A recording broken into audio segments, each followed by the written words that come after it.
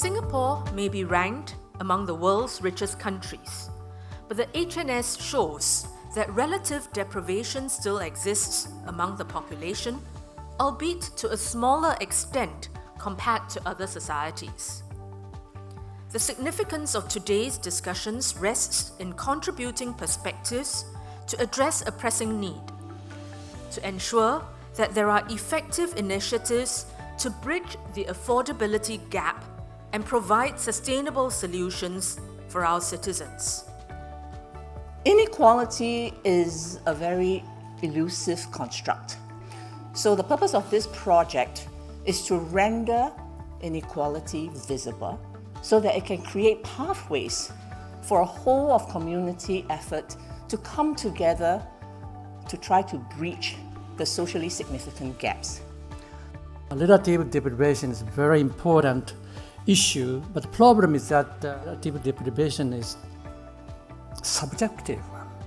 Nonetheless, that subjectivity has a sense of consensus at this point in time.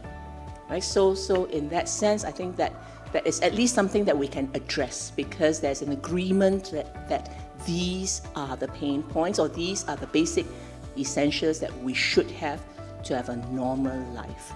And I think because we are very diverse in population nowadays, it really is important to have a forum where people get together and discuss what are the things that is necessary for everyone.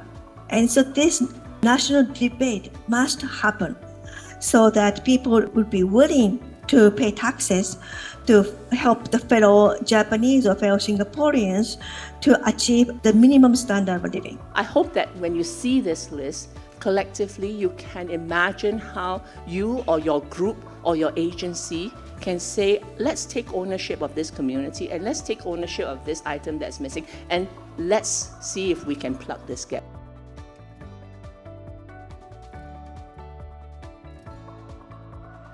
We also noticed that when we asked people, we put the other things side by side, we also saw that people did see community, relatives, friends, and businesses all having a part to play in this.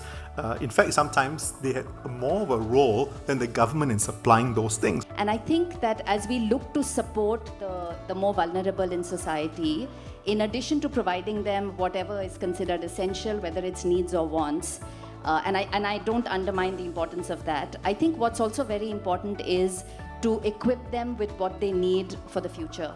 In an ideal world, how could we create structures where people can share some of these important household items, but at the same time, how can we look at building communities that can also support some of these needs in the longer run?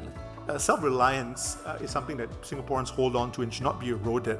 That should not deter us and all of society from collaborating to ensure that for those who are low income, there are sufficient provisions for it.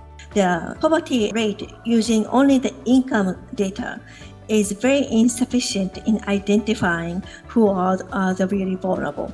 Beyond income, beyond what kind of income is considered poor, what do we really consider the dignity and what is called the subjective poverty and relative deprivation of how a person feels? How we can come together to provide platforms whereby the act of receiving help is done with more dignity and they will feel more wholesome. There's a lot of us who can do an important part in helping people who may be poor or need help.